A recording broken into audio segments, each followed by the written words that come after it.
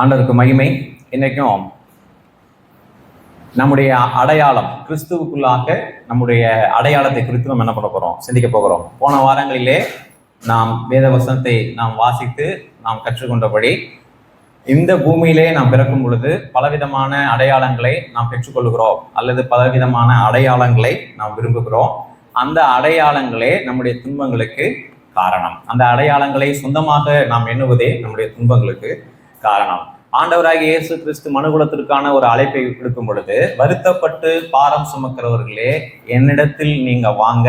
என்ன பண்ணுவேன்? அந்த பாரத்தை என்ன பண்ணுவேன்? நீ இறக்கி வைக்கிறதுக்கு என்ன பண்ணுவேன்? உனக்கு வழிய சொல்லுவேன். அப்போ இந்த பூமியிலே பலதரப்பட்ட பாரங்களை நாம் சுமக்கும் பொழுது அந்த பாரங்களில் நமக்கு ஒரு ஒரு புத்துணர்வு தேவை. அப்படிங்கிறதுக்காக இயேசு கிறிஸ்துவிடத்துல ஒரு புத்துணர்வை பெற்றுக்கொள்வதல்ல, இயேசு கிறிஸ்துவிடத்திலே விடுதலையை பெற்றுக்கொள்வது, அதுதான் கிறிஸ்தவம். இந்த பூமியிலே நாம் பலதரப்பட்ட பாரங்களை சுமக்கும் பொழுது உலகம் நம் மீது வைக்கிற சுமை, அல்லது நம்முடைய பிறப்பின் மூலமாகவே ஆதாமின் மூலமாக வந்த பாவத்தின் விளைவாக வந்த பார சுமை, உலகம் நம் மீது வைக்கிற சுமை, நம்மளாகவே ஏற்றி வைத்துக் கொள்ளுகிற சுமை. நான் இதாகணும், அதாகணும், நான் இப்படி இருக்கணும், அப்படி இருக்கணும்னு சொல்லி நாமவே வைத்துக் கொள்ளுகிற சுமை. இந்த சுமையிலிருந்தெல்லாம் நாம் இயேசு கிறிஸ்துவிடத்திலே வரும் பொழுது நம்ம கழுத்துக்கு அவர் என்ன பண்ணல, இந்த சுமையை சுமந்து ஐயோ ஒரு கழுத்து ரொம்ப வலிக்கும் அப்படின்னு சொல்லி ஒத்தனம் கொடுக்கல, நம்மை விடுவிக்கிறார். சத்தியத்தையும் அறிவீர்கள், சத்தியம் உங்களை என்ன பண்ணும், விடுதலையாக. அந்த சுமையை என்ன பண்றாரு, ஒன்றுமில்லாம ஆக்குறார். அந்த சுமையிலிருந்து நம்மை வெளியே கொண்டு வருகிறார். அதுதான் கிறிஸ்தவம். தேவன் தருகிற விடுதலையை எதிர்பார்த்து தேவனிடத்துல வருவான் என்று சொன்னால் அந்த என்ன பண்றான், ஆசீர்வதிக்கப்படுகிறான். நான் வண்டியில எங்க வேணாலும் போவேன், ஆனால் என் சமூகமுக்கு முன்பாக போக கடவுதுன்னு என்ன பண்ணிக்குவேன், எழுதிக்குவேன். அதாவது நான் எங்க வேணாலும் போவேன், அதற்கு உங்களுடைய பாதுகாப்பு தேவை. இது மதம், அதற்கெல்லாம் இடம் இல்லை. ஒருவேளை அப்படி இருக்கிற நபர்கள் தான் அந்த கிறிஸ்தவத்தை குழப்பிக் கொள்கிறார்கள். இந்த கிறிஸ்தவ தங்களுக்குள்ளும் குழம்பி வெளியிலே பார்க்கிறவர்களுக்கும் குழப்பத்தை என்ன பண்றாங்க, ஏற்படுத்துகிறார்கள். அப்போ நம்ம ஜாக்கிரதையாக புரிஞ்சுக்கணும். அப்போ தேவன் நமக்கு கொடுக்கிற அந்த அடையாளம் தான் மேன்மையானது. அந்த அடையாளத்திலே துன்பம் இல்லை. அதை குறித்து நாம் சிந்தித்தோம். இதை அப்படியே வாசித்து அதை அப்படியே தொடருவோம். ஒருவேளை எனக்கு தெரிந்த வரைக்கும் கிறிஸ்தவத்திலே மிக முக்கியமான போதனை, ஒரு மனிதனை விடுவிக்கக்கூடிய முக்கியமான சத்தியம் அப்படின்னா எனக்கு தெரிந்த வரைக்கும் இதுதான். ஏன்னா ஜனங்கள் நிறைய பேர் இதை சாதாரணமாக நினைச்சிருவாங்க. அவங்க அதாவது ஜனங்கள் எதிர்பார்க்கிறது வேற. அதனால மெய்யாகவே சில சத்தியங்கள் அவங்களை நோக்கி வரும்போது அதை ரொம்ப சாதாரணமாக நினைச்சிருவாங்க. யோவான் சுவிசேஷ புத்தகம் 13வது அதிகாரம் 2 கூட வாசிக்கலாம். இந்த சம்பவத்தினுடைய பின்னணியத்தை உங்களுக்கு சொன்னேன். யூதர்கள் ஒரு வீட்டுக்குள்ளே பிரவேசிக்கும் பொழுது அந்த வீட்டுல உள்ளவர்கள் என்ன பண்ணுவாங்க, வீட்டுக்குள்ளே விருந்தாளனுடைய கால்களை என்ன பண்ணுவாங்க, கழுவுவார்கள். அது யூதர்களுடைய பாரம்பரியம் அல்லது கலாச்சாரம். அப்படி யாரு அதை செய்வாங்க அப்படின்னு கேட்டீங்கன்னா, அந்த வீட்டில் இருக்கிற வேலைக்காரர்கள் அல்ல, வேலைக்காரர்கள் வேற, அடிமைகள் வேற. அந்த நாட்களில் அடிமைகள் இருந்தாங்க. அந்த அடிமைகள் கடைசி உலகத்திலேயே, ரோம உலகத்திலேயே கடைசி கீழான ஒரு மனிதன் யாரு அப்படின்னா அந்த 2ஆம் நிலை அடிமை. அவன் தான் அந்த வீட்டுக்கு வந்தவங்களுடைய காலை என்ன பண்ணுவான், கழுவி தன்னுடைய சீலையினாலே, அதாவது தன் டவல் மாதிரி ஒரு இடுப்பு துணி கட்டியிருப்பான், அதால என்ன பண்ணுவான், துடைப்பான். அப்போ அதுதான் அந்த ரோம உலகத்திலே அந்நாட்களிலே 2000 ஆண்டுகளுக்கு முன்பாக கீழான ஒரு நிலைன்னா அந்த நிலை தான். அது வேலைக்காரனுடைய நிலை அல்ல, அடிமையினுடைய விலை. இப்போ இந்த 12 பேர்களுக்கும் என்ன பிரச்சனை அப்படின்னா, அவங்களுக்கு யார் போதகராய் இருப்பது, இயேசு கிறிஸ்து மரித்த பிற்பாடு அந்த இடத்தை நிரப்ப போவது யார் அப்படிங்கிறதான் இந்த வெளிப்படையான போட்டி. 3.5 வருடமாகவே அந்த போட்டி அவங்களுக்கு இருந்துச்சு. இப்ப இயேசு கிறிஸ்து நான் மரிக்க போகிறேன்னு சொன்ன உடனே வெளிப்படையான போட்டி அவங்களுக்குள்ள என்னன்னா, யார் அது, நமக்குள்ள முதன்மையா இருக்க போறது யார்? மனிதனுடைய இந்த சிந்தையே எல்லாவித குழப்பங்களுக்கும் எல்லாவித பிரச்சனைகளுக்கும் அடிப்படையான காரணம். அந்த ஏனில யார் மேல இருக்கிறது, அடிப்படையாக மனிதனுடைய பிரச்சனைக்கு இதான் காரணம். ரைட். இது பிசாசினுடைய குணம். வானத்துக்கு ஏறுவேன் அப்படின்னு சொன்னா இல்லையா, அப்படின்னா எல்லாரோடும் என்ன பண்ணிருப்பேன், நான் உயர்ந்தவனாக இருப்பேன், பிசாசின் குணம். ஆனா இதற்கு நேர் எதிராக ஒருவர் வானத்திலிருந்து கீழிறங்கி வந்தார். அப்படி வாழ முடியுமா சந்தோஷமா? எல்லாருக்கும் கீழே ஒருத்தருக்கு போய் அவரால் சந்தோஷம் வாழ முடியுமா? அவரால் மட்டும்தான் சந்தோஷமா வாழ முடியும்னு வேத புஸ்தகம் சொல்லுகிறது. அதை குறித்து நம்ம இன்னைக்கு என்ன போகிறோம், சிந்திக்க போகிறோம். இப்ப 13வது அதிகாரத்துல நீங்க 3வது வசனத்திலிருந்து வாசிக்கலாம். தம்முடைய கையில் பிதா எல்லாவற்றையும் ஒப்பு கொடுத்தார் என்பதையும் தாம் தேவனிடத்திலிருந்து வந்ததையும் தேவனிடத்திற்கு போகிறதையும் இயேசு அறிந்து போஜனத்தை விட்டு எழுந்து, நான் வார்த்தை பாருங்க, போஜனத்தை விட்டு எழுந்து வஸ்திரங்களை கழற்றி வைத்து ஒரு சீலையை எடுத்து அறையிலே கட்டிக்கொண்டு பின்பு பாத்திரத்தில் தண்ணீரை பார்த்து சீசருடைய கால்களை கழுவவும் தாம் கட்டிக்கொண்டிருந்த சீலையிலே அதை துடைக்கவும் தொடங்கினார். அவர் சீமோன் பேதுருவினிடத்தில் வந்தபோது அவன் அவரை நோக்கி, ஆண்டவரே, நீர் என் கால்களை கழுவலாமா என்றான். இயேசு அவனுக்கு பிரதியுத்தரமாக, நான் செய்கிறது இன்னதென்று இப்பொழுது நீ அறியாய், இனிமேல் அறிவாய் என்றார். ஊழியத்தையே முடிக்க போறாரு. பெரும்பகுதி ஊழியத்தை முடிச்சிட்டாரு. ஆனா அவங்களுக்கு இன்னும் புரியல. அவங்க என்ன நினைச்சிட்டாங்க? ஊழியம்னு என்ன நினைச்சிட்டாங்க? பயங்கரமா மேஜிக் செய்யறது, ஜனங்களால் எல்லாராலும் மதிக்கப்படுவது, முதன்மையான இடத்தை பெறுவது. அது முன்னாடியே இருந்துச்சு. இயேசு கிறிஸ்து கூட இருந்துமே இவங்களுடைய மனமெல்லாம் எதாவது நிரம்பி இருந்தது. ஹைரார்கி, உலகம் தருகிற உலகம் ஒரு அடுக்குல இயங்குது. ரைட். இப்ப என்ன சொல்றாரு? நான் செய்யறது இப்போ உனக்கு புரியாது, ஆனா நீ ஒரு நாள் என்ன பண்ணுவ, புரிஞ்சுக்குவ அப்படிங்கிறார். இதை அப்படியே வச்சுக்கிட்டு பிலிப்பியர்ல பவுலுடைய மைய வசனம் இதுதான். வேதாகமத்திலே 2 போதனைகள் முதன்மையானது. ஒன்று கிறிஸ்துவின் உபதேசம், 2வது அப்போஸ்தலர்களின் உபதேசம். இந்த கிறிஸ்துவினுடைய உபதேசத்தினுடைய விரிவாக்கம் தான் அப்போஸ்தலர்களின் உபதேசம். பவுலுக்கு இது நல்லா தெரியும். பவுல் இந்த வசனத்தை எடுத்து வச்சுக்கிட்டு தான் இதை அச்சாணியாக வைத்து கொண்டுதான் பிலிப்பியருக்கு ஒரு கடிதத்தை எழுதுகிறார். பிலிப்பியருக்கு எழுதப்பட்ட அந்த கடிதத்தின் நோக்கம் என்ன, அந்த சூழல் என்ன அப்படின்னா, பவுல் என்கிற அந்த மாபெரும் அப்போஸ்தலன், இந்த மாபெரும் கிறிஸ்தவ தலைவன் சுவிசேஷத்தை அறிவித்ததின் மூலமாக கைது செய்யப்பட்டு சிறைச்சாலையில் இருக்கிறார். அப்ப அந்நாட்களிலே ஷேமன் ஹானர், அதாவது ஒரு மனிதனுடைய அடையாளம் எப்படிப்பட்டதா இருக்கும் அப்படின்னா, கௌரவமாக வாழ வேண்டும், கௌரவத்திற்காகவே மறிக்க வேண்டும். அப்படிதான் அந்த ரோம உலகம் இயங்கினது. நீங்க பிலிப்பியர் நிருபத்துல கிரேக்க நாடகங்களிலே வருகிற சில வார்த்தைகளை எடுத்து பவுல் என்ன பண்றாரு, எழுதுறாரு. ஏன்னா ஜனங்களுக்கு அப்பதான் என்ன பண்ணும், புரியும். அக்கௌண்டன்சி, அதாவது கணிதத்திலே, வங்கியிலே, சந்தைகளிலே பயன்படுத்துகிற வார்த்தை எடுத்து என்ன பண்றாரு, வேதத்துல எழுதுறாரு. போன வாரம் நான் சொன்னேன் இல்லையா, போன வாரம் போதிச்சு என்ன தெரியுங்களா, பிலாசபி, தத்துவார்த்த ரீதியாக வேதத்தை அணுகுவது. சரி, இப்ப கவனிங்க. கிரேக்க கதையினுடைய நோக்கமே என்னன்னு கேட்டீங்கன்னா, சாகும் பொழுது சொல்லுவான், அந்த ரோம போர் சேவகன் சாகும் பொழுது சொல்லுவான், நான் கிரேக்க நாட்டுக்காக போரிட்டு என்னுடைய ராஜாவுக்காக மறிப்பதை பெரிய கௌரவமாக எண்ணுகிறேன். அதெல்லாம் கிடையாது. நான் கவரிமானு, ஒரு முடி கொட்டினாலும் என்ன பண்ணிடுவேன், செத்துருவேன். அப்படின்னா என்ன செய்ய முடியும் சொல்லுங்க?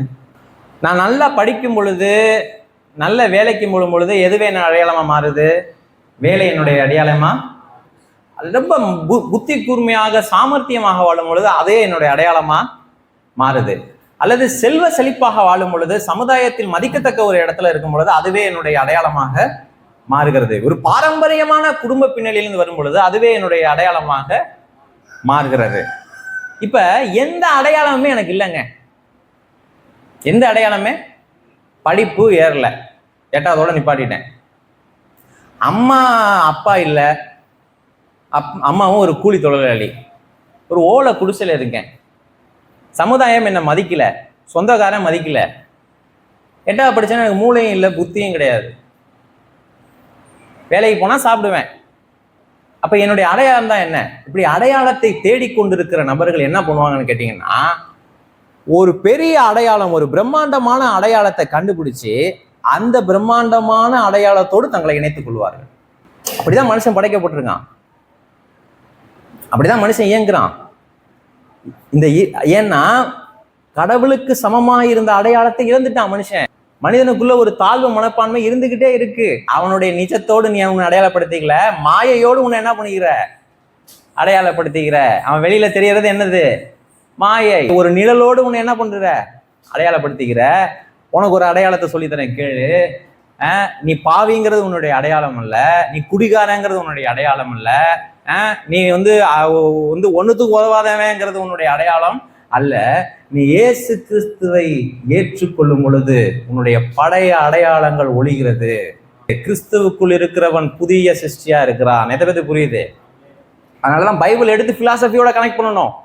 பைபிளை எடுத்து தத்துவத்தோடு கனெக்ட் பண்ணணும், பைபிளை எடுத்து உளவியலோடு கனெக்ட் பண்ணணும், பைபிள் எடுத்து எல்லா விதத்திலையும் ஒற்றுமைப்படுத்தி உலகத்துக்கு என்ன பண்ணணும், தரணும். அப்ப பழைய அடையாளங்கள்லாம் ஒளியுது. ஒருவன் கிறிஸ்துவுக்குள் இருந்தா அவன் எப்படி இருக்கிறான், புது சிருஷ்டியா இருக்கிறான். உன்னை நீ எப்படி பார்த்துக்கிட்டு இருக்கியோ நீ இன்னும் அப்படி பார்க்க தேவையில்லை. உன்னை சமுதாயம் எப்படி பார்க்குதோ இனி அப்படி பார்க்க வேண்டிய அவசியம் இல்ல. நீ இயேசு கிறிஸ்துவை விசுவாசித்து நீ பாவி என்பதை ஒப்புக்கொண்டு மறுபிறப்பு அடைஞ்சினா உனக்கு ஒரு புதிய அடையாளம் கொடுக்கப்படுகிறது. நீ புது சிருஷ்டி, உனக்குள் தேவன் வருகிறார். நீங்களே அந்த ஆலயம் எழுதப்பட்டிருக்கீங்க. இப்ப உங்க பேரே என்ன ஆயிரும், தேவன் குடியிருக்கிற ஆலயம். அப்ப உங்களை நீங்க எப்படி பார்ப்பீங்க? பரிசுத்தம் எப்படி வருது? பரிசுத்தம் எனக்குள் தேவன் இருக்கிறார் நினைக்கும் பொழுது இந்த வாழ்க்கையை மேன்மையாக எண்ணுகிறேன். எனக்குள் தேவன் இருக்கிறார், இந்த சரீரத்தை சரியாக என்ன பண்ணணும், ஆளுகை செய்யணுங்கிறத நம்புறேன். இப்போ இது உண்மையான அடையாளம். ஏன்னா என்னை படைத்தவர் எனக்கு கொடுத்தது, எனக்கு இது ஆரம்பம். ரட்சிப்புங்கிறது நம்முடைய அடையாளமா ஆரம்பம். இப்ப ரட்சிக்கப்பட்டவர்கள் நிறைய கத்துக்காதனாலதான் உலக மக்கள் போலவே என்ன பண்றாங்க, வாழ ஆரம்பிக்கிறாங்க. இப்போ மறுபடியும் நம்ம எதுக்கு போயிட்டோம், அடிப்படைக்கு போயிட்டோம். ஆனால் அது நல்லது. அது எதை சொல்ல வரேன்னா, கிறிஸ்தவ உபதேசம் அவுடேட்டட் கிடையாது. எனக்கு ரொம்ப ஆச்சரியத்தையும் ஒவ்வொரு நாளும் வேப்பையும் தரது என்னன்னா, இந்த வேத புஸ்தகம் மாதிரி சமகாலத்திற்கு பயனுள்ள ஒரு புஸ்தகம் கிடையவே கிடையாது. கிறிஸ்தவம் என்பது எல்லா நாட்களுக்கும் முடியாது. இன்னும் 2000 வருஷத்துக்கு அப்புறம் இந்த உலகம் இயங்க போகுது. 2000 வருஷத்துக்கு அப்புறம் பிறக்க போகிற மனிதர்களுக்கு எனக்கு பிரசங்கம் பண்ணுகிற ஒரு வாய்ப்பு கிடைச்சாலும் கண்டிப்பா இதே பிரசங்கம் பண்ணுவேன். ஏன்னா அன்றைக்கும் மனிதனுடைய தேவை என்னதுதான், தேவன் தான். அன்றைக்கும் மனிதனுடைய தேவை என்னதுதான், மீட்பு தான், பாவ மன்னிப்பு தான், கிறிஸ்துவுக்குள் ஒரு புதிய அடையாளம் தான். பவுல் சுவிசேஷத்தை பிரசங்கித்தது நிமித்தமாக எங்க இருக்கிறாரு, சிறைச்சாலையில இருக்கிறாரு. பைபிளை வச்சுட்டு பிரசங்கிக்கும் பொழுது ஏங்க அரசாங்கம் பயந்தாங்க? ரோம அரசாங்கம் ஒரு அடுக்குல இயங்குது. ராயன் இருப்பார், கீழே என்ன பண்ணிருப்பாங்க, செனட் உறுப்பினர்கள், மந்திரிகள் இருப்பார்கள். அதற்கு கீழே போர் தளபதிகள் இருப்பாங்க, ஆர்மியில நிர்வாகம் பண்ணுகிற தளபதிகள் இருப்பாங்க. அதற்கு கீழே பெட்டாலியன் தலைவர்கள் இருப்பாங்க, 100க்கு அதிபதி, 1000க்கு அதிபதி இருப்பாங்க. அதுக்கு கீழே போர் சேவர்கள் இருப்பாங்க. அதுக்கு கீழே குடிமக்கள் வருவாங்க. அதுக்கு கீழே அடிமைகள் வருவாங்க. இப்போ எத்தனை அடுக்குல இயங்கிக்கிட்டு இருக்கு, 7 அடுக்குல இயங்கிக்கிட்டு இருக்கு. இப்போ ராயனுக்கு இந்த 7 அடுக்கு கீழே இருக்கிறவங்களும் மரியாதை செலுத்துவாங்க. ரோம தளபதிகளுக்கு இந்த கீழே இருக்கிற 5 அடுக்கு பீப்புள் என்ன பண்ணுவாங்க, மரியாதை செலுத்துவாங்க. இப்போ எப்படி ஒரு அடுக்குல இயங்கிக்கிட்டு இருக்கு. யாரையா ஒருத்தனை பிடிச்சனா உன்னை கொன்றுவேன் அப்படின்னு சொல்லி என்ன பண்ணலாம், அவங்கள பயமுறுத்தலாம். அப்ப இந்த அடுக்க என்ன பண்ணலாம், பாதுகாக்கலாம். ராயனை ஏத்து பேசிங்கன்னா உன்னை கொன்றுவாங்க, போர் தளபதியை ஏத்து பேசினா உன்னை என்ன பண்ணிடுவாங்க, கொன்றுவாங்க. இப்ப என்ன பண்றான், ஒரு அடிமை ரட்சிக்கப்படுறான், ஒரு போர் தளபதி என்ன பண்றான், ரட்சிக்கப்படுறான், ஒரு செல்வந்தன் என்ன பண்றான், ரட்சிக்கப்பட்டு சபைக்கு வந்தா அடிமை போதிக்கிறான், போர் தளபதி என்ன பண்றான், அதை கேட்கிறான். தரித்திரர்களும் அடிமைகளும் போர் தளபதிகளும் செல்வந்தர்களும் அரச குடும்பத்திலும் சமூகமாக நடத்தப்படுறாங்க. இதை பார்க்கும் பொழுது இந்த உலகத்தினுடைய சிஸ்டத்தை என்ன பண்றாங்க, உடைக்கிறாங்க. அவனை கூப்பிட்டு உன்னை கொன்றுவேன்னு மிரட்ட முடியல. அவன் உன்னை கொன்றுவேன் அப்படின்னா அவன் கையெடுத்து கும்பிட்டு ரொம்ப நன்றிங்கிறான். ஏன், நான் செத்த எங்க போயிடுவேன், நான் 70 வருஷம் கழிச்சு செத்து நான் எங்க போகணும், பரலோகம் போகணும், நீ கொன்னுட்டீன்னா உடனே என்ன பண்ணிடுவேன், போயிடுவேன். ஐயா ரொம்ப நன்றி கையெடுத்து கும்பிடுறான். அப்ப எந்த வேல்யூஸ்மே இவன் மேல ஒர்க் அவுட் ஆகணும்னு அரசாங்கம் பயப்படுது. நல்லா புரிஞ்சுக்கணும், கிறிஸ்தவத்தை நல்லா புரிஞ்சுக்கணும். ஏன் அரசாங்கம் பயந்தது, பயத்தினால் இயக்கப்படுது உலகம். சொல்ல மாட்டாங்க நிறைய பேர், ஆனா மரண பயத்தினால தான் இயக்கப்படுறாங்க. 2 பயங்களால் உலகம் இயக்கப்படுது. ஒன்று மரணத்தை குறித்த பயம், இன்னொன்று வாழ்க்கையை குறித்த பயம். மரணத்தை குறித்த பயம் இருக்கிறவங்க கண்டிப்பா வாழணும்னு நினைப்பாங்க, எப்படியாவது வாழ்ந்துடணும். இது மரணத்தை குறித்த பயம் இருக்காங்க. வாழ்க்கையை எதிர்கொண்டு பயந்து போனவன் என்ன பண்ணணும், எப்படியாவது செத்து போயிடணும். கிறிஸ்தவம் நல்லா வாழ்வதற்கும் ஒரு நோக்கத்தை என்ன பண்ணுது, கொடுக்குது. மரணத்திற்கும் ஒரு நோக்கத்தை கொடுக்குது. பிலிப்பியருக்கு எழுதின நிருபத்தினுடைய ஆதார வசனங்களிலே ஒன்று, கிறிஸ்து எனக்கு ஜீவன், சாவு எனக்கு ஆதாயம். கிறிஸ்தியின் வாழ்வு, சாவு என்னுடைய ஆதாயம். அப்ப வாழ்வதற்கும் பவுலுக்கு என்ன உண்டு, ஒரு பெரிய நோக்கம். சாவதற்கும் என்ன உண்டு, புரியுதா? இதுதான் அரசாங்கத்தை அச்சுறுத்தினது. இதை கேள்விப்பட்டு பிலிப்பிய சபைக்கு ரொம்ப வருத்தம், பெரிய வருத்தம். ஆஹா, நம்முடைய பாஸ்டர் என்ன பண்ணிட்டாங்க, ஜெயிலில் பிடிச்சாங்களே, ரொம்ப வருத்தம் அவங்களுக்கு, இப்படி ஆகி போச்சு. கூட இருக்கிறவங்கெல்லாம் சேர்ந்து இப்போ என்ன பண்ணிட்டாங்க, இந்த கள்ளத்தீர்க்கதரிசிகள்லாம் சேர்ந்து குழப்ப ஆரம்பிச்சிட்டாங்க. பேதுரு சிறைச்சாலையில் இருந்த பொழுது பவுல் விடுவிச்சாரா, ஆண்டவர் விடுவிச்சாரா இல்லையா? பேதுருவை விடுவிச்சார். அதை அப்போஸ்தலர் நடவடிக்கைகளில் நீங்க வாசிக்கலாம். ஒரு தூதனை அனுப்பி பேதுருவை விடுவித்தார். பவுலை ஏன் விடுவிக்கல? பைபிளை வச்சே குழப்புறாங்க பாருங்க. பைபிளை கோட் பண்றாங்களா இல்லையா? அப்ப இவங்க யோசிக்கிறாங்க, ஆமா இல்ல, ஏன் பவுலை வெளியே கொண்டு வரல ஆண்டவர்? அப்ப பவுலுடைய நிலைமை என்ன ஆகும் அப்படின்னு யோசிக்கிறாங்க. இது ஒரு பக்கம் இருந்தாலும் அவமானத்தினால் நிரப்பப்படுறாங்க. இப்ப பவுல் அவங்களுக்கு ஒரு கடினத்தை எழுதுறாரு. நான் சிறைச்சாலையில சந்தோஷமா இருக்கிறேன், நீங்களும் எப்படி இருக்கணும்? சந்தோஷமா இருக்கணும். பவுலுடைய சந்தோஷத்திற்கு காரணம் சொல்லுவதுதான் பிலிப்பியருக்கு எழுதுகிற நிருபத்தின் 4 அதிகாரத்தினுடைய மைய செய்தி. சிறைச்சாலையில ஒருத்தர் சந்தோஷமா இருக்க முடியுமா? சிறைச்சாலையிலேருந்து விடுதலை நம்ம ஜெபம் பண்ணோம், பவுல் சிறைச்சாலையிலேருந்து வெளியே வந்துட்டாரு, எல்லாம் கரங்களை உயர்த்தி கர்த்தரை ஸ்தோத்தரிப்போம் அப்படின்னா இன்னைக்கு இருக்கிற எல்லாருக்கும் புரியும். நான் சொல்றது புரியுதா? இன்னைக்கு இருக்கிற கிறிஸ்தவர்களுக்கும் புரியும், வேறு மார்க்கத்தாருக்கும் புரியும், சாதாரண உலக மக்களுக்கும் புரியும். நாங்க ஜெபம் பண்ணோம், பவுலை பிடிச்சிட்டு போனாங்க, நாங்க ஜெபம் பண்ணோம், பவுலை இப்ப என்ன பண்ணிட்டாங்க, விடுதலை செஞ்சுட்டாங்க அப்படின்னா எல்லாத்துக்குமே புரியும். இதுக்கு பெரிய ஆன்மீக அறிவு தேவையில்லை. அப்போ சிறைச்சாலையில் இருக்கும் பொழுதே கடவுளை குறித்து ஒரு மனிதன் நல்ல மனநிலையில இருக்க முடியுமா? கடவுளை குறித்த அபிப்பிராயங்கள் மாறாமல் இருக்க முடியுமா? சில பேர் பார்த்தீங்கன்னா நல்லது நடந்திருக்கும், நல்லது நடக்கணும், நல்லது நடந்திருக்கும், கர்த்தர் தாங்க எல்லாம், கர்த்தர் மாதிரி ஒரு தேவனே இல்ல பாருங்க, கர்த்தர் தாங்க நல்லவர், அப்படியே வச்சுட்டு பிராக்டிக்கலா திங்க் பண்ணி பாருங்க. மனசு சரியில்லை உங்களுக்கு, சரி பாட்டு கேட்கலான்னு நினைக்கிறீங்க, கேட்குறீங்க, கொஞ்சம் எப்படி இருக்கு, நல்லா இருக்கு, சரி, நானும் எனக்கு அப்படி இருந்திருக்கு, நான் அதை ஒத்துக்கிறேன். கொஞ்சம் நீங்க பாடவும் ஆரம்பிக்கிறீங்க, அப்புறமும் கொஞ்சம் என்னவா இருக்கு, நல்லா. இப்ப அதே உணர்வு கொஞ்சம் அப்படியே தொடருது. சில பேருக்கு கொஞ்சம் எக்ஸ்ட்ரா கூட தொடரும், ஒரு 2 நாள் கூட இருக்குன்னு வச்சுங்க. 3ஆம் நாள் பழைய மாதிரியே அதே என்ன பண்ணிடும், பழைய மனநிலையே. இது எப்படின்னு கேட்டீங்கன்னா, சாம்சன் பால் அழகா சொல்லுவாரு, நீங்க ரொம்ப வெக்கையா இருக்கு, கிளைமேட் ரொம்ப மோசமா இருக்கு, கடற்கரைக்கு போயிட்டு வரலாம்னு நினைச்சீங்கன்னா கடற்கரை நிற்கும் போது எப்படி இருக்கும்?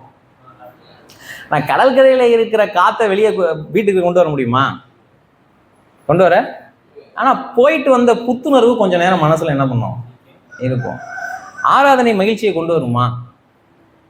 அதை மறுபரிசீலனை பண்ணி பாருங்க. நீங்க கடவுளை புகழ்வது உங்களுக்கு மகிழ்ச்சியை கொண்டு வருமா? நான் கொண்டு வராதுன்னு சொல்லல, கொண்டு வருமானு தான் கேட்கிறேன். சந்தோஷமான உணர்வுகளை பற்றி அல்ல, சந்தோஷமான சிந்தையை பற்றி. சந்தோஷமாய் நான் உணர்கிறேன்ங்கிறது வேற, சந்தோஷமான மனம் அப்படிங்கிறது வேற. பவுல் எதை பத்தி பேச போறாருங்க? சிந்தை. சிந்தைங்கிறது மனம். நல்ல மூட்ல இருந்தாங்க, அதை கெடுத்து விட்டாங்க. சில பேர் அப்படி ஒரு பாக்கியம் இருக்கும், எவ்வளோ நல்ல மூட்ல இருந்தாலும் ஒரு ஆள் போதும் எல்லாத்தையும் என்ன பண்ணிடுவாங்க, கெடுத்துருவாங்க. இப்போ எப்படி வாழ போறோம் நம்ம? அந்த நபர்கள்ட்ட இருந்து வெளியேறி போய் வாழ முடியாது. ஆஃபீஸாக இருந்தால் அப்படி போயிடலாம், வீட்லேயே அப்படி ஆளுங்க இருந்தாங்கன்னா, ஒருவேளை நான் அப்படி இருக்கிறேன்னா யாருக்குண்டா, அதையும் யோசிச்சு பார்க்கணும். அப்ப நல்ல மூடை கெடுக்க முடியும், நல்ல சிந்தையை கெடுக்க முடியாது. கிறிஸ்துவுக்கு இருந்தது, இயேசு கிறிஸ்துவுக்கு இருந்தது நல்ல மூடா நல்ல சிந்தையா? சொல்லுங்க. சிலுவையிலே அடிக்கிறவங்களை பார்த்து என்ன சொன்னாரு? பிதாவே இவர்களுக்கு மன்னியும். நல்ல மூட்ல இருக்கனால அதை சொன்னாரா? சொல்லுங்க. மகிழ்ச்சி, சிந்தை. மகிழ்ச்சி ரெண்டையும் சேர்த்தா மகிழ்ச்சியான சிந்தை. இதை பவுல் ஒரு காரணமாக முன்வைக்கிறார். 4 காரணங்கள்ல ஒரு காரணம், நான் மகிழ்ச்சியா இருப்பதற்கு மகிழ்ச்சியான சிந்தை எனக்கு இருக்கு அப்படின்னு ஒரு காரணத்தை முன்வைக்கிறார். 4 காரணங்கள்ல 1 எடுத்துக்க போறோம். ஜெயிலுக்குள்ள அவர் மகிழ்ச்சியா இருப்பதற்கு காரணம் என்ன? மகிழ்ச்சியான சிந்தை. இப்ப இந்த மகிழ்ச்சியான சிந்தை எனக்கு எப்படி வந்துச்சு அப்படிங்கிறத, ஏன்னா நிறைய பேருக்கு என்ன நினைக்கிறாங்க, சந்தோஷம் சூழல்ல இருந்து வரும். சூழல்ல இருந்து மகிழ்ச்சி. நான் கேட்கறது மகிழ்ச்சியான சிந்தை எங்க இருந்து வருதுன்னு கேட்கிறேன். மகிழ்ச்சியான சூழலிலிருந்து நாம் மகிழ்ச்சியை பெறலாம், நம்ம இருக்கல. மகிழ்ச்சியான சிந்தை எப்படி வரும்? நல்ல மூடு வரணும்னா நம்ம எங்க போகணும்? டூர் போகணும். டூர் போனால் நல்ல மூடு வரும், கண்டிப்பா வரும். போற வரைக்கும் நல்லா இருக்கும் பாருங்க, வரும்போதே சண்டையோட வருவாங்க. மகிழ்ச்சியான சிந்தை எங்கிருந்து வருகிறது? மகிழ்ச்சி அதை கண்டுபிடிச்சிட்டீங்கன்னா, மகிழ்ச்சியான சிந்தை எங்கிருந்து வருதுன்னா அந்த மகிழ்ச்சியான சிந்தையிலிருந்து மகிழ்ச்சி வரும். அதை தான் பவுல் என்ன பண்ண போறாரு? பேச போறாரு. கிறிஸ்து இயேசுவில் இருந்த சிந்தையே உங்களிலும் இருக்க அது முடியுமா? அது என்னமா சொல்றாரு? கட்டளை வாக்கியம் என்ன சொல்றாரு? கிறிஸ்து இயேசுவில் இருந்த சிந்தையே அப்படின்னா சிந்தையும் அல்ல, சிந்தையே. அப்ப வேதத்துல என்ன முக்கியம்? ஒரு வார்த்தை கூட, ஒரு எழுத்து கூட உங்களிலும் இருக்க கடவுது அப்படின்னா என்ன சிந்தை? கிறிஸ்துவின் சிந்தைனா என்ன சொல்றாரு? கிறிஸ்துவில் இருந்த சிந்தையே உங்களிலும் இருக்க கடவுது அப்படின்னு சொல்லும் பொழுது அதுல ஒரு விஷயம் உறுதியாகிறது. கண்டிப்பாக இயேசு கிறிஸ்துவின் சிந்தை எனக்கும் கிடைக்க வாய்ப்பு இருக்கிறது. அதே சிந்தையில் நானும் வாழ்வதற்கு வாய்ப்பு இருக்கிறது. அதுக்கு என்ன சொல்றாரு? அப்படின்னா என்ன அந்த சிந்தைனா என்ன? 6வது வசனம், அவர் தேவனுடைய ரூபமாயிருந்தும் தேவனுக்கு சமமாயிருப்பதை கொள்ளையாடின பொருளாக எண்ணாமல். முதல்ல விளக்கிறேன். இந்த கொள்ளையாடின பொருள் அப்படிங்கிறதுக்கு பல விளக்கம் தராங்க. ஆனா என்ன இருக்குன்னு நான் சொல்றேன், நீங்க எது சரின்னு பார்த்து எடுத்துங்க. மற்றதெல்லாம் தப்புன்னு சொல்லலாம். நான் ஒருத்தர்கிட்ட புடுங்கிக்கிறது. பிதாவுகிட்ட இருந்து இறைத்துவத்தை இயேசு கிறிஸ்து பறித்து கொள்ளல. காரணம், இயேசு கிறிஸ்து தேவனாக தன்னில் தானே இருந்தார். எப்படி சொல்றாரு பாருங்க. அன்னைக்கு இயேசு கிறிஸ்து தெய்வீகம் அவருக்கு கொடுக்கப்பட்டது. பிதா இயேசு கிறிஸ்துவுக்கு என்ன கொடுத்தார்? தெய்வீகத்தை கொடுத்தார் அப்படின்னு ஒரு தவறான உபதேசம் இருந்தது. தவறான அதுல கரெக்டா எழுதுறாரு பாருங்க. கொள்ளையாடின பொருளாக அதை என்ன பண்ணல, நினைக்கல. அதாவது பிதாவிக்கிட்ட இருந்து தெய்வீகத்தை பறித்து கொண்டதாக அவர் என்ன பண்ணல, என்னல, அவர் தேவனுக்கு சமமாக இருந்தார். அவர் தேவனாகவே, நல்லா புரிஞ்சுங்க, திருத்துவத்தை மறுபடியும் சொல்றேன். பிதாவாகிய தேவன், குமாரனாகிய தேவன், ஆவியானவராகிய தேவன். நிறைய பேருக்கு பரிசுத்த ஆவின்னு புரிஞ்சுக்கிறாங்க, ஆவியானவர்னு புரிஞ்சுக்கல. ஆவின்னு புரிஞ்சனாலதான் இப்படி ஆடுறாங்க. கல்ச்சரலா அப்படி வந்துருச்சு. பரிசுத்த ஆவியானவர் ஒரு நபர். அவர் யாரு? ஒரு நபர். என்ன? அவர் தேவனுடைய ரூபமாயிருந்தும், கவனிங்க, இமேஜ் ஆஃப் காட். இயேசு கிறிஸ்துவை பார்த்தா நீங்க யாரை பார்த்த மாதிரி? சொல்லுங்க, யாரை பார்த்த மாதிரி? பிதாவை பார்த்த. அவர் தேவனுடைய ரூபமாயிருந்தும் தேவனுக்கு சமமாய் இருப்பதை கொள்ளையாடின பொருளாக எண்ணாமல் தம்மை தாமே வெறுமையாக்கி. எல்லாம் சொல்லுங்க. யார் அவரை வெறுமையாக்கினார்? அவரே என்ன பண்றாரு? தன்னை எம்டி பண்றாரு. செல்ஃபா தன்னை என்ன பண்றாரு? தம்மை தாமே வெறுமையாக்குறார். தம்மை தாமே வெறுமையாக்குறதுனா என்ன? அவர்கிட்ட அப்ப நிறைவாக என்ன இருந்தது? அவர் தான் தேவன். கொலைசையில வாசிக்கிறோம், தேவனுடைய பரிபூர்ணம் எல்லாம் அவருக்குள் எப்படி இருந்துச்சு? வாசமா இருந்தது. தம்மை தாமே வெறுமையாக்கினா தனக்குள் இருக்கிற தெய்வீகத்தை நல்லிஃபையிங், அதை எடுத்து வெளியே வைக்கல, அதை ஒன்றுமில்லாமல் கீழே இறக்குகிறார். நமக்குள்ள இருக்க தெய்வீகத்தை ஒன்றுமில்லாமல் என்ன பண்றாரு? கீழே இறக்குறார். இவருடைய அடையாளம் என்ன? தேவனுடைய ரூபம். தேவனாயிருக்கிறார், தேவனுடைய ரூபம், சாட்சாத் கடவுள். இவர் யாரு? அப்படி இருந்தாலும் அதை எம்டி பண்றாரு. அதை என்ன பண்றாரு? அந்த அடையாளத்தை துறக்கவில்லை. கவனிங்க, இயேசு கிறிஸ்து தன்னுடைய இறைத்துவத்தை துறந்து விட்டு எங்க வரல? பூமிக்கு வரல. அதை வெறுமையாக்கி கொண்டு எங்க வராரு? பூமிக்கு எம்டி பண்றார். ஒரு முதல்வர் ஒரு சத்துணவு கூடத்திற்கு ஆய்வுக்கு செல்றார். தமிழ்நாட்டுடைய முதல்வர் அங்க இருக்கிற அரசு பள்ளி குழந்தைகளோடு தரையிலே அமர்ந்து உணவு உண்கிறார். அப்ப அவர் முதல்வரா இல்லையா? முதல்வர். ஆனா என்ன பண்ணிட்டாரு? அங்க அதை எம்டி பண்ணிட்டார். இப்ப அவங்க என்னவா மாறுறாரு? என்ன ரூபம் எடுக்கிறாரு? அங்க குழந்தை போல என்ன பண்றாரு? ஆனா முதல்வரா இல்லையா? அதை எப்படி தெரிஞ்சுக்கலாம்? குழந்தைகிட்ட உட்காந்துருக்காரு, ஆனா சுத்தி உள்ளவங்க எல்லாம் என்ன பண்ண மாட்டாங்க? உட்கார மாட்டாங்க. அதாவது எம்டி பண்றாரு அந்த இடத்த. அவர் அப்பவும் தான் இவனவா இருக்கிறார், முதல்வராகவே சிலுவையில தொங்கும் பொழுதும் இந்த யூனிவர்ஸ் அந்த சராசரத்தின் கட்டுப்பாடு யாருக்கிட்ட இருந்துச்சு? அந்த சராசரத்தையும் அப்பொழுதும் கட்டுப்படுத்துகிறவராக தான் இருந்தார். தன்னுடைய கட்டுப்பாட்டை எங்கேயுமே என்ன பண்ணல. அவர் கீழே வந்தாலும் அவருடைய அரியணை அப்படியே தான் இருந்துச்சு. கவனிங்க, அவர் தேவனுடைய ரூபமாயிருந்தும் தேவனுக்கு சமமாயிருப்பதை கொள்ளையாடின பொருளாக எண்ணாமல் தம்மை தாமே வெறுமையாக்கி அடிமையின் ரூபம் எடுத்து தேவனுடைய ரூபமாயிருந்தவர் இப்ப அடிமையின் ரூபம் எடுத்து இப்ப இந்த படிப்பினை எங்க இருந்து எடுத்து எழுதுறாரு? அடிமையின் ரூபம் எடுத்தாருங்கிறத எங்க இருந்து எடுத்து எழுதுறாரு? யோவான் 13 இருந்து எடுத்து எழுதுறாரு. இப்ப ஒரு அடிமையை போல் இயேசு கிறிஸ்து அந்த வீட்டிலே நடந்து கொள்வதற்கு என்ன காரணமா இருந்துச்சா? அவர் பிறக்கும் பொழுதே அடிமையின் ரூபம் எடுத்து தான் வந்தார். ஆகையினாலே அப்படி நடந்து கொள்வதற்கு அவருக்கு எப்படி இருந்துச்சு? சுலபமா இருந்துச்சு. என்னுடைய சொல்லுவதை விட யதார்த்தமாக இருந்தது. பிறப்பதற்கு முன்பாகவே அவர் அடிமையின் ரூபம் தான் என்ன பண்ணாரு? எடுத்துட்டார். யாருடைய அடையாளத்தை நலிஃபை எம்டி பண்றாரு, ஒண்ணுமில்லாமக்கிறாரு. தேவனுக்கு சமமா. கவனிங்க, உலகத்திலேயே பெரிய அடையாளம்னா என்ன சொல்லுவீங்க நீங்க? தேவனாக இருப்பது தான். அதுக்கு மேல யார் இருக்கா? அவர் எப்பொழுது அந்த அடையாளத்தை மட்டுப்படுத்தி இப்ப என்ன அடையாளத்தை எடுக்கிறாரு? 2000 வருஷத்துக்கு முன்னாடி அடிமை, அதாவது செகண்ட் டூலோஸ், கடைசி அடிமையின் ரூபத்தை எடுக்கிறார். யாரு? அந்த கால்களை கழுவி தன் சீலையால் தொடப்பான்ல அந்த ரூபத்தை எடுக்கிறார். நான் சொல்ல புரியுதா? இப்ப இதை செய்வதற்கு இயேசு கிறிஸ்துவை யாராவது பலவந்தம் பண்ணாங்களா? அதை எப்படி செஞ்சாரு?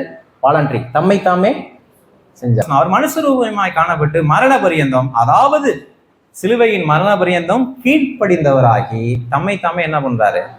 இப்ப புரியுதா கிறிஸ்துவின் சிந்தை என்னன்னு? கிறிஸ்துவின் சிந்தை உங்களிலும் இருக்க கடவுது அப்படின்னா என்ன சிந்தையை சொல்றாரு? அடிமையின் ரூபம், எனக்கு மேலதான் எல்லாமே. இப்ப இயேசு கிறிஸ்து தேவனாக இருந்து தானே அடிமையின் சிந்தை அவருக்கு இருந்துச்சு. இப்போ நீ கம்பெனிக்கு நீ இப்போ ஓனரா இருக்க, ரைட்டா? நீ ஒரு அடிமையின் சிந்தையோடு நடந்து கொள்ள முடியுமா? முடியாதா? அப்படி நடந்தால் உலகத்துல ஜெயிக்க முடியுமா? இதுதான் வேதம் சொல்லுகிற வாதம். நிறைய பேர் நினைச்சிட்டாங்க, நான் டாட்டு பூட்டுன்னு இருக்கேங்க, கணவன் அப்படிங்கிற இருக்கிற வரைக்கும் தான் சோறு. புரியுதுங்களா? நிறைய பேர் அப்படி நினைச்சுக்கிறாங்க. கொஞ்சம் அந்த கிரிப்பை விட்டுட்டோம்னு வைங்க, போச்சுங்க. சரி, ஏன் எழுதுறாரு? கிறிஸ்துவின் சிந்தைனா என்னன்னு சொல்லிட்டாரு. 4ஆம் அதிகாரம் வாங்க, இங்கதான் சப்ஜெக்ட். கிறிஸ்துவின் சிந்தை இல்லைன்னா என்ன நடக்கும்? ஒரு ஏணி இருக்கு, பல அடுக்குல அந்த உலகம் இயங்கிட்டு இருக்கு. அந்த அடுக்குல நீ பெரியாளா நான் பெரியாளாங்கிறதா என்னது? போட்டியே. ஏன் நீ பெரியாளா நான் பெரியாளான்னு போட்டோ போடணும்னா நம்மளுடைய அதிகாரத்தையும் அடையாளத்தையும் தக்க வச்சாதான் நான் வாழ முடியும். சூப்பர்வைசர் கரு முருன்னு இருந்தாதான் என்ன பண்ண முடியும்? வண்டியை ஓட்ட முடியும். வீட்டுல கொஞ்சம் கரு முருன்னு இருந்தாலும் வண்டி என்ன பண்ண முடியும்? ஓட்ட முடியும். கவனிங்க, 4:2 இப்ப பிராக்டிகலா வராரு பாருங்க. கிறிஸ்துவின் சிந்தைக்கு பிராக்டிகலா வராரு. கர்த்தருக்குள் ஒரே சிந்தையா இருக்க ஏயோதியாளுக்கும் சிந்திகையாளுக்கும் என்ன பண்றேன்? புத்தி சொல்றேன். எங்க இருந்து எழுதுறாரு? இது எங்க இருந்து எழுதுறாரு? ஜெயில இருந்து புத்தி சொல்றாரு. ஜெயில இருக்கிற ஒருத்தன் வெளியில இருக்கிறவனை பார்த்து சந்தோஷப்படலாம், இல்லாட்டி ஏங்கலாம். இவர் புத்தி சொல்றாரு. ஜெயில இருக்கிறாருன்னா அது கொஞ்சம் நீங்க பாருங்க, அது பேக்ரவுண்ட் எப்படிப்பட்ட ஜெயில்னு. சிந்தையில இருக்கிற அடிமை திறன் தான் என்ன சொல்றாரு? கர்த்தருக்குள் ஒரே சிந்தையா. அந்த ஒரே சிந்தைன்னா என்ன சிந்தை? அடிமையின் சிந்தை. அது என்ன சிந்தை? ஒரே சிந்தையா இருக்க ஏயோதியாளுக்கும் சிந்திகையாளுக்கும் என்ன பண்றேன்? புத்தி சொல்றேன். அன்றியும் என் உத்தம கூட்டாளியே அவர்களுக்கு உதவியா இருக்கும்படி உன்னையும் என்ன பண்றேன்? வேண்டிக் கொள்றேன். ஒரு ஊழியக்காரன் கேட்கிறாருப்பா, கொஞ்சம் ஹெல்ப் பண்ணு. ஒரே சிந்தையா இருக்க அப்படின்னா ஒரே சிந்தையா இல்ல. நீங்க நான் நினைக்கிறதான் சரி நீங்க நினைக்கிறீங்க, நான் நினைக்கிறதான் சரின்னு நான் நினைக்கிறேன். அப்ப அங்க என்ன வராது? ஒரே சிந்தை வராது. 2 சிந்தை என்னதான் வரும்? புரியுதா? அப்ப 2ஐயும் ஒன்னாக்க முடியுமானா? முடியவே முடியாது. 1 10 ஆக்கிடலாம். நம்ம ஒரு 30 பேரா இருந்தோம்னா 30 பேர்த்தையும் 15 குழு ஆக்கிடலாம், 15 7 ஆக்கிடலாம். ஆனா 1000 பேரை ஒன்னாக்க முடியுமாண்ணா? அது கஷ்டம். அப்படின்னா அந்த 1000 பேருக்கும் ஒரே சிந்தை கொடுக்கப்பட வேண்டும். எத்தனை பேருக்கு புரியுது? இந்த 1000 பேருக்கும் ஒரே சிந்தை வரணும்னா அவங்க ரட்சிக்கப்பட்டிருக்கணும். அவங்க கிறிஸ்துவின் சிந்தை என்ன பண்ணணும்? இதெல்லாம் நடைமுறை கொள்வாதுங்க, கரெக்ட், உதவாது. ஏன்னா அது கிறிஸ்தவர்களுக்கான போதனை. அன்றையும் என் உத்தம கூட்டாளியே அவர்களுக்கு உதவியா இருக்கும்படி உன்னை என்ன பண்றேன்? வேண்டிக் கொள்கிறேன். அவர்கள் கிளமந்தோடும் மற்ற என் உடன் வேலையாட்களோடும் கூட சுவிசேஷ விஷயத்தில் என்னோடு கூட மிகவும் பிரயாசப்பட்டார்கள். அவர்களுடைய நாமங்கள் ஜீவ புஸ்தகத்திலே. இப்ப சொல்றாரு, கர்த்தருக்குள் எப்பொழுதும் எப்படி இருங்க? சந்தோஷமா இருங்கள் என்று மறுபடியும் உங்களுக்கு என்ன பண்றேன்? கர்த்தருக்குள்ள சந்தோஷமா இருக்கணும். அப்ப என்ன சிந்தை வேணும்? ஒரே சிந்தை வேணும். ஒரே சிந்தைனா யாருடைய சிந்தை வேணும்? இயேசுவின் சிந்தை வேணும். கர்த்தருக்குள் சந்தோஷமா இருங்கன்னு சொல்றதன் மூலமாக ஒருத்தரை நீங்க என்ன பண்ணிட முடியாது? சந்தோஷமா ஆக்கிற முடியாது. கர்த்தருக்குள் நீங்க சந்தோஷமா இருக்கணும்னா முதல்ல உங்களுக்கு என்ன சிந்தை வந்திருக்கணும்? கிறிஸ்துவின் சிந்தை வந்திருக்கணும். கிறிஸ்துவின் சிந்தை எனக்கு வந்துருந்துச்சுன்னா வரணும் அப்படின்னா என்னுடைய பழைய சிந்தை ஒளிந்து போயிருக்கணும். ரட்சிப்புனா என்ன தெரியுங்களா? ஆதியாம பைபிள் எங்கேயுமே முரண்படலை. ஆதியாம 12 அதிகாரத்துல ஆபிரகாமை போத்து என்ன சொல்றாரு? நீ உன் தகப்பன் வீட்டையும் இனத்தையும் அப்புறம் என்ன தேசத்தையும் விட்டு நான் உனக்கு காண்பிக்கிற. ஒரு மனிதனுடைய அடையாளம் எங்க உருவாகுது? வீட்டிலேருந்து உண்டாகுது. தேசத்திலேருந்து, கலாச்சாரத்திலேருந்து. இவர் என்ன சொல்றாரு? கிளம்பி வெளியே வா, உனக்கு ஒரு புது அடையாளத்தை என்ன பண்றேன்? தர்றேன். எத்தனை பேருக்கு புரியுது? என்ன இப்படி ஏமாளியா இருக்கீங்க? இப்படி பேச விட்டு வேடிக்கை பார்க்குறீங்க? நம்ம என்ன சொல்லணும்? ஐயோ நீ சொன்னோன்னு தான் நல்லா புரியுது எனக்கு, கொஞ்சம் நேரம் வந்துடுறேன் அப்படின்ட்டு போகணுமா? அப்போ அவங்க பழைய சிந்தை போகலை, அது கொஞ்சம் மறந்துருந்தாங்க. சர்ச்சைக்கு வரனால கொஞ்சம் மறந்துட்டாங்க பழைய சிந்தையை. அது யாரோ கொஞ்சம் ஞாபகப்படுத்திட்டாங்கன்னா வந்துடும் வெளியே. ரட்சிப்பு அப்படிங்கிறது பழைய அடையாளத்தை துறந்து எங்க போறது? ஒரு புதிய அடையாளத்தை நோக்கி போறது. எத்தனை பேர் விளங்குது இது வரைக்கும்? இப்ப கர்த்தருக்குள் எப்பொழுதும் சந்தோஷமா இருங்கள், சந்தோஷமா இருங்கள் என்று உங்களுக்கு மறுபடியும் என்ன பண்றேன்? சொல்றேன். அப்படி சொல்லிட்டு உங்கள் சாந்த குணம் எல்லா மனுஷருக்கும் தெரிந்திருப்பதாக கர்த்தர் சமீபமா இருக்கிறார். என்ன எழுதணும்? நீங்க சந்தோஷமா இருந்தீங்கன்னா உங்க சாந்த குணம் எல்லாருக்கும் தெரியும். எத்தனை பேருக்கு புரியுது? ஏயோதியாலும் சிந்திக்கையாலும் கிறிஸ்துவின் சிந்தை அவங்களுக்கு வந்துருச்சுன்னா, அப்படி ஒரே சிந்தையா அவங்க இருந்தாங்கன்னா அவங்களுக்கு என்ன வந்துடும்? மகிழ்ச்சி வந்துடும். ஏன்னா பிரச்சனையே நீ பெரியாளா நான் பெரியாளாங்கிறது. 2 பேருக்குமே அடிமையின் சிந்தை இருந்துச்சுன்னா அவங்களுக்கு என்ன வந்துடும்? மகிழ்ச்சி வந்துடும். 2 பேரும் இப்ப சமரசம் ஆயிட்டாங்கன்னா இப்ப இந்த சாந்த குணம் எல்லாருக்கும் என்ன பண்ணிடும்? மனஸ்தாபத்துல இருக்கிற 2 பேர் மகிழ்ச்சியா இருந்தாங்கன்னா அவங்களுடைய சாந்த குணம் எல்லாத்துக்கும் என்ன பண்ணணும்? அது எப்படிங்க முடியும்? அப்ப என்ன சிந்தை வரணும்? கிறிஸ்துவின் சிந்தை. அது எப்படிங்க வரும் அப்படின்னா, மனிதன் தான் பெரியதாய் நினைக்கிற அடையாளத்தை துறக்க மாட்டான். ஆண்டவர் சொல்றாரு, ஸ்திரீயானவள் தன் ஆபரணத்தை மறைப்பாளோ? எத்தனை பேர் நகை போட்டு மறைச்சிக்குவீங்க? இடத்துக்கு பயந்து மறைப்போம். சொல்லுங்க. நகை போடக்கூடாதுன்னு பிரசவம் இல்லை. நான் என்ன இருக்கோ அதுலேருந்து பேசுறேன். ஆண்களுமே பிரேஸ்லெட் மோதிரம் போட்டா என்னதான் பண்ணணும்? அதனால கையை ஆட்டி ஆட்டி பேசுவாங்க. சம்மதமே இருக்கா? நான் கையை ஆட்டி பேசுவாங்க. நான் தப்புன்னு சொல்ல நல்லா இருக்கு. நான் என்ன சொல்ல வர்றேன் அப்படின்னா, தன்னுடைய கௌரவமான அடையாளத்தை யாரும் மறைக்க மாட்டாங்க. கல்யாண பத்திரிகையில தினகரன் 12th ஃபெயில் அப்படின்னு போடுவானா? தினகரன் MABLலாம் போடலாம். மனுஷன் எதை மறைக்கிறான்? தனக்கு எது பெரிய அடையாளம் இல்லையோ அதை, எந்த அடையாளம் தனக்கு அவமானத்தை உண்டு பண்ணுமோ அதை என்ன பண்ணிடுறான்? மறைச்சிடுறான். சொல்லுங்க, புரியுதுங்களா? முடி உள்ளவன் தொப்பி போடுவானாங்க? தொப்பி போடுறது யாரு? சொல்லுங்க. ஏன் மறைக்கணும்? ஐயோ அது பெரிய எனக்கு வேற ஒரு அடையாளத்தை உண்டு பண்ணி. மனிதன் எதை தனக்கு பெரிய அடையாளம் நினைக்கிறானோ அதை மறைக்க மாட்டான். கிறிஸ்துவின் சிந்தையா அடிமையின் சிந்தையா? ஐயா அதை வச்சு அது எனக்கு வேணாங்க. கரெக்ட். அப்ப கிறிஸ்துவின் சிந்தை எப்படி தெரியும் சிலருக்கு? அது சரி வராதுங்க. அடிமையின் ரூபம் கொடுத்தாரா? ஒரு கணத்துல அடிச்சா மறு கணத்தை காட்டணுமா? நம்மளா போய் எல்லாத்துக்கும் மன்னிப்பு கேட்கணுமா? சிலுவையில் அடிச்சவனே அவன் மன்னிக்கணுமா? யாரு காட்டி கொடுத்தானோ அவனை தேடி போய் ஃபர்ஸ்ட் பார்க்கணுமா? சந்தேகப்பட்டவனா என்னையாடா சந்தேகப்படுற அப்படி கேட்கலாம? விழாவில் போட்டு பாருப்பா அப்படியா சொல்லணும்? 3 நானா கேட்டிருப்பேன். ஏன்டா 3 வருஷம் இருந்தியாடா, என்னையாவாடா சந்தேகப்படுற தோமா? உன்னெல்லாம் உயிரோட வைக்கலாமாடா? உன்னதாண்டா சிலுவையில் அரைஞ்சிருக்கணும். என்ன விட்டுருந்தீங்கன்னா 12 பேரையும் சிலுவையில் அரைஞ்சிட்டு தான் நான் எங்கே போயிருப்பேன். ஐயா என்னை பிடிக்க வந்தாங்கன்னா சொல்லியிருப்பேன், ஐயா எனக்கு ஒரு சின்ன வேலை இருக்கு, கண்டிப்பாக வரேன், நான் சிலுவையில் வர்றேன். அதுக்கு முன்னாடி நான் செய்ய வேண்டிய வேலை. இப்படி ஆள் புரியுதா உங்களுக்கு? இப்படி ஆள் பாஸ் ஆனால் என்ன ஆகும்? இந்த சிஸ்டர் எனக்கு பைசா சொல்ல, இவங்களை சிலுவையில் அரைஞ்சிருவோம். இவங்க என்ன பண்ணிடுவோம்? சிலுவையில் அரைஞ்சிருவோம். இவங்க பாருங்க பரிமாறம் கூப்பிட்டுட்டே இருக்கேன், இவங்க எனக்கு வந்து சட்னி வைக்கல, இவங்க ஃபோன் எடுக்கல, இவங்களை சிலுவையில் அரைஞ்சிருவோம். எல்லாத்தையும் சிலுவையில் அரைஞ்சிட்டு அதுக்கு பாஸ்டர் சிலுவையில் அறையப்பட்ட நபராக இருந்தார்னா பிரச்சனையே கிடையாது. சபையில பிரச்சனையே வராமல் இருக்கும்னா யாரை அரைஞ்சிடணும்? ஃபர்ஸ்ட் பாஸ்டர் சிலுவையில் அரைஞ்சிட்டீங்கன்னா பிரச்சனையே வராது.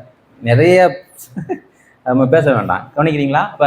இப்போ அப்படியே வீட்டுக்கு வாங்க. இப்போ சிரிக்கிறீங்களா? வீட்டுக்கு வாங்க. ஒரு 4 பேர் 5 பேர் இருக்கும், எல்லாத்தையும் சிலுவையில் அரைஞ்சிட்டா என்ன கிடையாது?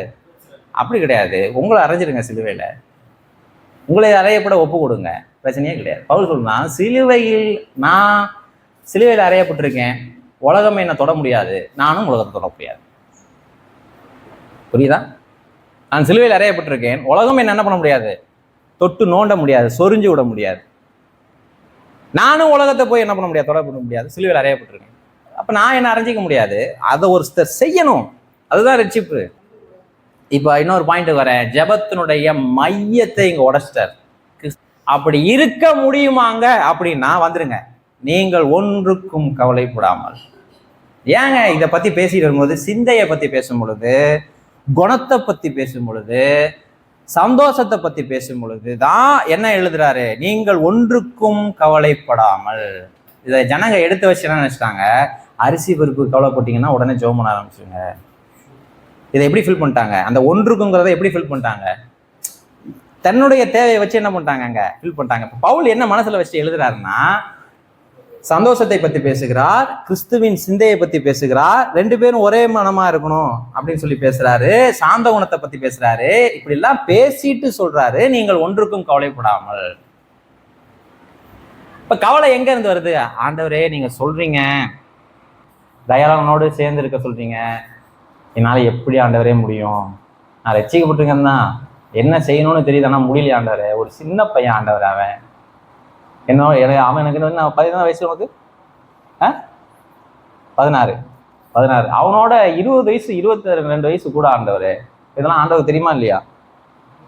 தெரியும். என் கவலை என்னன்னா, ஒரு சின்ன பையன் ஆண்டவரே. இப்போ என் கவலை புரியுதா உங்களுக்கு? அப்படி பேசிதான் ஆண்டவரே, ரொம்ப வலிக்குது ஆண்டவரே. 4 பேர் பார்த்தாங்க, எப்பா அதெல்லாம் கவலைப்படாத, அதெல்லாம் கவலையா ஆண்டவர்? நீங்க சொன்ன மாதிரி என்னால் இருக்க முடியல ஆண்டவரே, அதுதான் கவலை. எத்தனை பேர் விளங்குது? காரங்களை வேர்த்துங்க எதாவது இங்கே விளங்குறவங்க. அப்போ நெஞ்சே வலிது எனக்கு.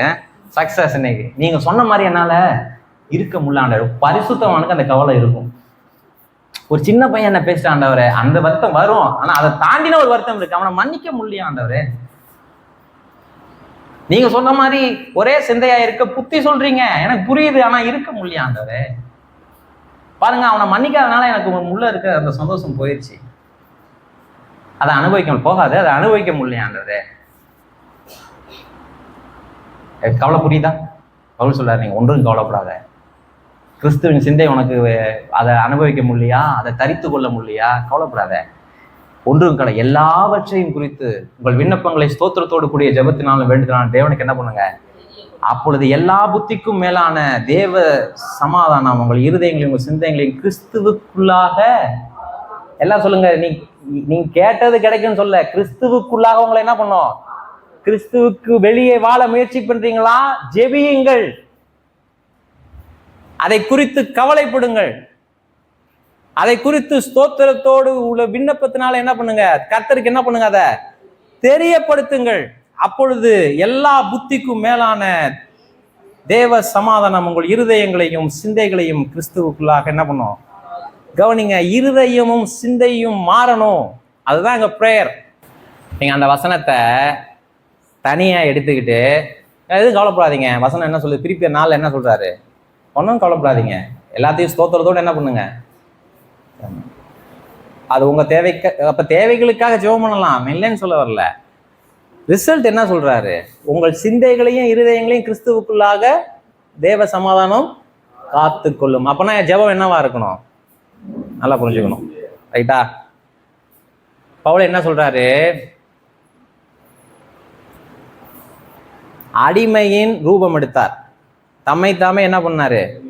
வெறுமையாக்கினார். தேவனுக்கு சமமா இருந்தும் தேவனுடைய ரூபமாக இருந்தும் தன்னைத்தானே என்ன பண்ணாரு? வெறுமை ஆக்கினார்.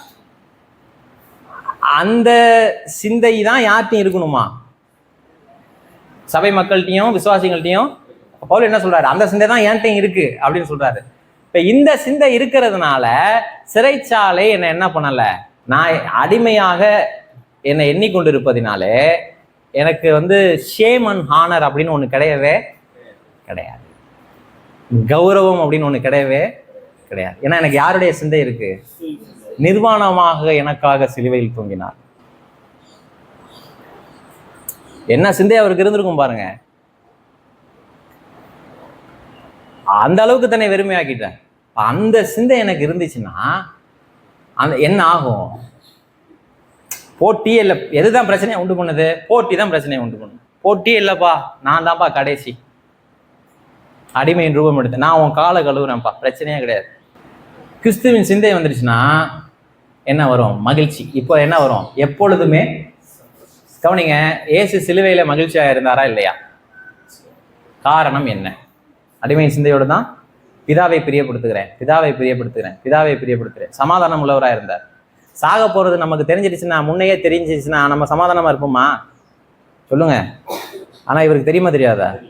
வாங்கள் எருசலேமுக்கு போவோங்கிறார், டெத்தை ஃபேஸ் பண்ண போறார். மகிழ்ச்சியா இருந்தாரா இல்லையா? மகிழ்ச்சியா இருந்தார், சமாதானமா இருந்தார். புரியுதா? தேவனாயிருந்தே அடிமையின் ரூபம் எடுத்தாரே. இப்ப எனக்கு அது சுலபம் தானே. ஆனா மனுஷனுடைய பிரச்சனை என்ன? தன்னை தேவனாக நினைப்பது. ஆதியாகமத்துல வர்ற பாயிண்ட் என்ன? பழத்தை சாப்பிட்டான்னு பிரச்சனை இல்ல, தன்னை தேவனாக்கி கொண்டான். நம்மளை தேவனாய் எண்ணிக்கொள்வோமானால் அதுதான் பிரச்சனையே. வேற யாருக்கும் தேவன் இல்லாட்டியும் ஒரு 4 பேத்துக்காக நான் தேவனா இருக்க விரும்புறேன். புரியுதா? எனக்கு கீழே ஒருத்தன் இருக்கணும், அப்படி மனுஷன் விரும்புவான். அதனாலதான் அடிமைப்படுத்தினான். புரியுதா? அதனாலதான் என்னோட கீழேங்கிறான். இன்னொருத்தனை ஒடுக்கி அதிலே தன்னுடைய அடையாளத்தை காட்டுவது. நான் சொல்ல புரியுதா? எனக்கு கீழடா நீன்னு சொல்லி அதிலே என்னுடைய அடையாளத்தை காட்டுவது. ஆண்டவர் என்ன சொல்றாரு? இல்ல இல்ல இல்ல, எல்லாத்துக்கும் கீழாக ஒரு நிலையை எடுத்து தேவன் மட்டுமே என்னை பார்க்கிறார், அதிலே என்னுடைய அடையாளத்தை காண்பது. எல்லாம் கேட்க நல்லா இருக்கும், சிலருக்கு நல்லா புரியும். ஆனா வாழ்வதற்கு நான் ரட்சிக்கப்பட்டிருக்கணும், என்னை அர்ப்பணிச்சிருக்கணும். கிறிஸ்துவின் சிந்தையெல்லாம் இல்லைங்க. நான் ஏசாமியை வேணா கும்பிட சொன்னா கும்பிடுறேன், ஆனா யாருடைய சிந்தையில வாழ்ந்துக்குவேன்? காசு கொடுக்கணுமா? கொடுக்குறேங்க. ஊழியம் செய்யணுமா? செய்யறேங்க. இந்த சிந்திகையாலும் லபாதிகாலும் ஊழியம் செஞ்சாங்களா இல்லையா? நல்லா செஞ்சாங்க. ஆனா என்ன மாதிரி ஊழியம் தான் தெரியல. அது என்ன மாதிரி ஊழியமா இருக்கும்? என்ன சொல்லியிருப்பாங்கன்னு நினைக்கிறீங்க? இயேசு உன்னை ரட்சித்திருக்கிறார், இயேசு உன்னை விடுவித்திருக்கிறார், கண்டிப்பா ஊழியம் செய்யணும். அவன் கேட்க மாட்டான், நல்ல வேலை. ஆனா விஷயம் தெரிஞ்சானே கேட்பான், ஏம்மா இந்த வேதம் உன்னை விடுவிச்சிருக்கா? நான் உள்ள எவ்வளவு பிரச்சனை வச்சிருந்தாலும் வெளியில போய் என்ன சொல்லலாம்? கர்த்தருக்குள் எப்பொழுதும் சந்தோஷமாயிருங்கள். வெளியில உள்ளவனுக்கு என்ன தெரியும்? நீங்க சந்தோஷமா இருக்கீங்களாயா? கர்த்தருக்குள்ளதான் இருக்கீங்களா? வெளில உள்ளவங்க கேட்க மாட்டாங்க. கூடையே இருக்கிறவங்களையும் கேட்க விட மாட்டோம். நான் சொல்றது புரியுதா? கூடையே இருந்து, ஆனா அவங்களுக்கு விவரம் தெரியும், கூட இருக்கிறவங்களுக்கு விவரம் தெரியும், அவங்களையும் கேட்க விட மாட்டோம். நீ எப்படி கேட்கலாம்? இதெல்லாம் கர்த்தருக்கு விரோதமான பாவங்கிறது. நம்மளை யாராவது கேட்டோம்னா வண்டியை எங்க திருப்புறது? நீங்க யாருக்கு விரோதமா பேசுறீங்க? கர்த்தருக்கு. ஐயோ, கவனிங்க, இந்த வேதம் என்ன விடுவிச்சிருக்கணும்? சத்தியம் என்ன பண்ணிருக்கணும்? இந்த ஊழியங்கிறது நிறைவு. எப்ப நான் வாசிச்சேன், பிலிப்பியர்கள் நிருபத்தை வாசிச்சேன், சத்தியத்தினால நான் விடுவிக்கப்பட்டேன். ரைட், இன்னைக்கு ஏதாவது ஒன்று சொல்லணும், சரி அதையே சொல்லுவோம். நம்ம விடுவிக்கப்பட்டோம், அதே என்ன பண்ணுவோம்? சொல்லுவோம். புரியுதுங்களா? அப்ப யாராவது கேட்டீங்கன்னா பைபிள் அது இருக்குன்னு சொல்ல மாட்டேன். நீங்க அப்படியே நம்பணும் சிஸ்டர், பைபிள்லாம் கேட்கக்கூடாது, பைபிள் அப்படியே இருக்கு அப்படின்னு. ஒர்க் அவுட் ஆகும், அது வேலை செய்யும். அது என்னுடைய அனுபவம். கிறிஸ்துவுக்குள் மகிழ்ச்சியா இருக்க முடியுமா? முடியும். சிறைச்சாலையில இருந்து இருக்க முடியுமா? முடியும். கிறிஸ்துவின் சிந்தை இருக்க முடியுமா? முடியும். நம்முடைய சாந்த குணம் எல்லாருக்கும் தெரிய வர முடியுமா? முடியும். எல்லாருக்கும் உலகமே ஏமாளி. நான் சொல்றேன், சிலுவையில் அறையப்பட்ட இயேசுவையா கும்பிடுறீங்க? அன்னைக்கு கேட்டிருப்பாங்களா இல்லையா சபை மக்களை? ஏன்னா சிலுவையில் அறையப்பட்ட இயேசுவையா கும்பிடுறீங்க? மரித்து போன ஒரு தலைவனையா கும்பிடுறீங்க? ஐயோ பாவம். இயேசுவையே ஐயோ பாவம் தான் சொன்னாங்க. நீங்க கிறிஸ்துவின் சிந்தையோடு இருந்தீங்கன்னா உங்களையும் அப்படிதான் சொல்லுவாங்க. ஐயோ பாவம்னு சொல்லுவாங்க, ஏமாளின்னு சொல்லுவாங்க, சுரண்டலுக்கு உள்ளாக்கப்படுவீங்க. ஆனா இது எல்லாமே இயேசுவின் சாயலை அதிக அதிக அதிகமா எங்களுக்குள்ள கொண்டு வரும். அப்ப என்ன ஆகும்? எல்லா புத்திக்கும் மேலான ஒரு சமாதானம் உங்களை ஆடும், ஒரு பெரிய நிறைவு இருக்கும்.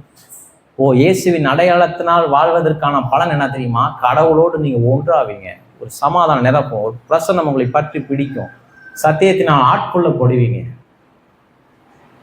கிறிஸ்தவத்தின் பரிபூர்ணத்தையும் அனுபவிப்பீங்க. உங்களுக்குள்ளா இருக்கிற மகிழ்ச்சியை எந்த சூழலும் தடுக்க முடியாது. ஆண்டவர் உங்களோடு பேசுவார், உங்களுக்கு புரியும். கடவுள் கிளீனா உங்களை வழி நடத்துவார், சந்தோஷமா இருக்கும். உங்களை பார்க்கும் பொழுதே உங்கள்கிட்ட கேட்பாங்க, ஐயா நீ கையில வச்சிருக்கிற பைபிளை விரிச்சு என்னன்னு சொல்லு, ஏன்னா உன்னுடைய சூழல் எனக்கு தெரியும், ஆனா நீ இப்படி வாழ்ற, அப்ப அதுல ஏதோ விஷயம் இருக்கு, எனக்கு சொல்லித்தான்னு கேட்பாங்க. நல்ல ஆண்டவரே நீ துதிக்கிறோம், நீ ஸ்தோத்திரிக்கிறோம். தொடர்ந்து இந்த வார்த்தை ஆண்டவரே எனக்கு இன்னும் அதிக அதிகமாக என்னுடைய நாமத்தின் மகத்துவத்திற்கு என்று வாழ ஆண்டவரே என்னை பலப்படுத்துகிறோம் என்று சொல்லுகிறோம். கர்த்தாவே என்னை உடைய சத்தியத்தினால் ஆட்கொண்டு வழி நடத்துகிறான்னு சொல்லுகிறோம். இன்னும் கிறிஸ்துவின் சிந்தை எங்களுக்குள்ளாய் வர, இயேசு கிறிஸ்துவை அறிகிற அறிவின் மூலமாக ஆண்டவரே உம்முடைய சிந்தைக்கு விரோதமாக எழும்புகிற எங்களுடைய சிந்தையை, என்னுடைய சிந்தையை கீழ்ப்படுத்த எங்களுக்கு உதவி செய்வீராக. தொடர்ந்து எங்களுக்கு சுட்டி காண்பியும், எங்களை நடத்தும் போதியும். இயேசுவின் மூலம் ஜெபிக்கிறோம் பிதாவே, ஆமென். இந்த கர்த்தராகிய இயேசு கிறிஸ்துவின் கிருபை, பிதாவாகிய தேவனுடைய அன்பும் பரிசுத்த ஆவியானவருடைய ஐக்கியமும் சமாதானமும் இன்றைக்கும் என்றைக்கும் நம் அனைவரோடு கூட இருப்பதாக. ஆமென்.